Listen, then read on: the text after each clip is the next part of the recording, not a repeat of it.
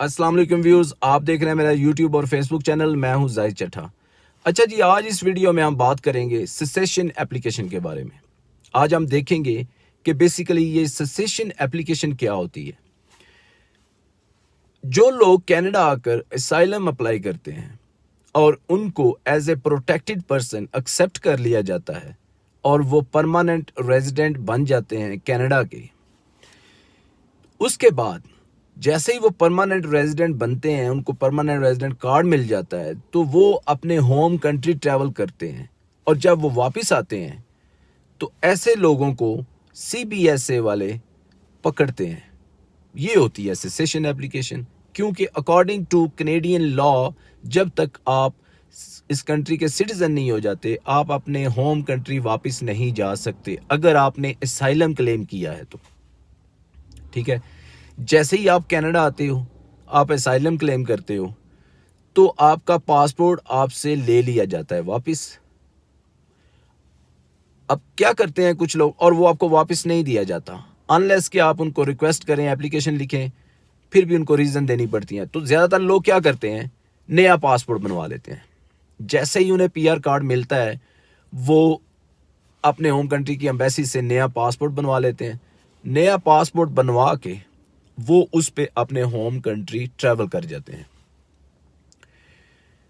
तो जैसे मैंने बताया कि अकॉर्डिंग टू कनेडियन लॉ आप अपने होम कंट्री जब तक आप सिटीजन नहीं हो जाते, आप ट्रैवल नहीं कर सकते। देखें, वैसे भी सेंस नहीं बनती ना कि आप आते हो जब तो असाइलम क्लेम करते हो। असाइलम का मतलब क्या है कि मुझे मेरे कंट्री में खतरा है और मेरा कंट्री मुझे प्रोटेक्ट नहीं कर सका, ये मतलब है असाइलम का। अब जैसे ही आपको पीआर कार्ड मिला, फौरन आपका खतरा खत्म हो गया। जो आपका प्रॉब्लम था वो क्या फौरन खत्म हो गया, उसके बाद आपको कोई प्रॉब्लम नहीं रहा। तो ऐसे ही लोगों को पकड़ने के लिए, इसका मतलब हो गया कि ये चीज़ साबित करती है कि आपने झूठ बोला, आपको कोई प्रॉब्लम था ही नहीं। तो ऐसे ही लोगों को पकड़ने के लिए गवर्नमेंट ने एक इदारा बनाया जिसको सीबीएसए कहते हैं। वो जब आप बॉर्डर पे जब आप एयरपोर्ट पे वापस लैंड करते हो तो आपको पकड़ते हैं। होता क्या है कि ये किन ग्राउंड्स पे होता है कि अगर आप अपना आप बेसिकली कनाडा की प्रोटेक्शन में आ जाते हो, अपने होम कंट्री की प्रोटेक्शन से आप बाहर निकल जाते हो। तो जैसे ही आप अपने होम कंट्री का पासपोर्ट अप्लाई करते हो, नया बनवाते हो या रिन्यू करवाते हो, तो इसका मतलब है कि आप अपने होम कंट्री की प्रोटेक्शन में वापस जा रहे हो। ठीक है, उसके बाद अगर आप अपने होम कंट्री ट्रैवल करते हो, ये तीन चीजें हैं। अगर आपने रिन्यू करवा के भी रख लिया है पास, अपने होम कंट्री ट्रैवल नहीं किया, फिर भी आपको पकड़ा जाएगा। क्यों क्यों आप अपने होम कंट्री की प्रोटेक्शन में वापस गए, क्योंकि आप तो कनाडा की प्रोटेक्शन में हो। ये होता है बेसिकली सेसेशन एप्लीकेशन। अब बात करते हैं जी इसके प्रोसीजर पे होता कैसे है ये। जैसे कोई रिफ्यूजी जब उसको पीआर कार्ड मिलता है और जैसे ही वो अपने होम कंट्री वापस जाता है, और 1 माह रहता है, 2 माह रहता है, और जब वो वापस आता है तो एयरपोर्ट के ऊपर सीबीएसए वाले उसको क्वेश्चन करते हैं कि हाँ जी भाई, आप कहाँ से आ रहे हो। तो वो बताता है कि मैं अपने होम कंट्री गया था, मेरा ये प्रॉब्लम था, ये प्रॉब्लम था। वो बंदा आपका सारा वहाँ पे बैठ के आपके केस को देखा जाता है कि आप तो प्रोटेक्टेड पर्सन हो, आप कैसे अपने होम कंट्री वापस जा सकते हो। वो बंदा फिर वहाँ पे बैठ के वहाँ से वो आईआरबी को एप्लीकेशन लिखते हैं जिसको सेसेशन एप्लीकेशन बोलते हैं। वो ये उसमें लिखते हैं कि हमें लगता है कि ये बंदे ने झूठ बोल के यहाँ पे पेपर लिए, तो आप इन ग्राउंड्स के ऊपर आप इसका परमानेंट रेजिडेंट कार्ड रिवोक कर लें, वापस ले लें। अब आईआरबी को फिर आपको लेटर सेंड करेगा कि फलां दिन आपकी हेयरिंग है जी, आप तशरीफ ले आइए। आप वहां जाएंगे, आपकी हेयरिंग होगी, उसमें आपका पॉइंट ऑफ व्यू पूछा जाएगा कि हाँ जी, आपने क्यों लॉ को वायलेट किया, आप अपने होम कंट्री क्यों वापस गए।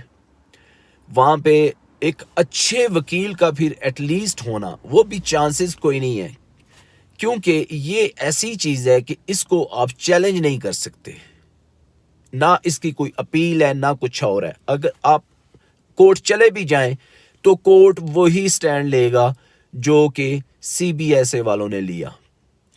तो आपको वहां पे आईआरबी की हेयरिंग में अपना मौक़िफ़ बताना पड़ता है कि हाँ जी मैं क्यों गया, ये मेरा कोई अगर कोई आपका मसला जो भी है जिस वजह से आप वापस गए।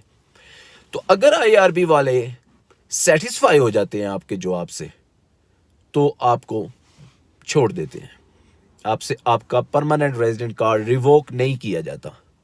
लेकिन अगर उन्हें लगता है, और ज़्यादातर यही चांसेस होते हैं, बहुत कम है कि वो सेटिस्फाई हो जाएं, क्योंकि आपने सीधा सीधा वायलेशन किया है, तो आपको अगर वो सेटिस्फाई हो जाए तो ठीक, अगर नहीं होते तो आपसे आपका परमानेंट रेजिडेंट कार्ड वापस ले लिया जाता है, रिवोक कर लिया जाता है। उसके बाद आपके सीधे सीधे डेपुटेशन ऑर्डर है। और जैसे मैंने बोला कि इसको कोई चैलेंज नहीं है, आप जितनी मर्जी अपीलें करें लेकिन इसको कोई चैलेंज नहीं है। तो ये मोस्टली ज़्यादातर लोग, बहुत सारे लोग मैंने ऐसे देखे हैं कि जिन्होंने रिफ्यूजी स्टेटस आके क्लेम किया और फिर पीआर कार्ड मिलने के बाद वो वापस गए हैं। और हर साल तकरीबन मेरा ख्याल है 200-300 ऑलमोस्ट बंदा जो है ना वो पकड़ा जाता है कि उनका फिर अभी 1-2 केस मैं देख रहा था, हेयरिंग उनकी चल रही है कोर्ट के अंदर, सुप्रीम कोर्ट के अंदर, लेकिन उनका कोई कुछ नहीं बन रहा। तो ये चीज़ है जी बेसिकली सेसेशन एप्लीकेशन के बारे में जो मैंने आपको बताना था कि ये क्या बेसिकली होती है और इससे कैसे बचा जा सकता है। मतलब आप जिस कंट्री में रहते हो आप उसके लॉ की रिस्पेक्ट करो, सबसे इम्पॉर्टेंट चीज़ जो है, ठीक है। दूसरी चीज़ ये है कि अगर कोई बंदा आके गलत क्लेम करता है तो आप दूसरे का भी हक मार रहे हो जो कि जेन्युइन हकदार हैं, जिनका वाकई कोई रिलीजियस मसला है, पॉलिटिकल मसला है, तो ऊपर से आप फिर वायलेट करते हैं लॉ को।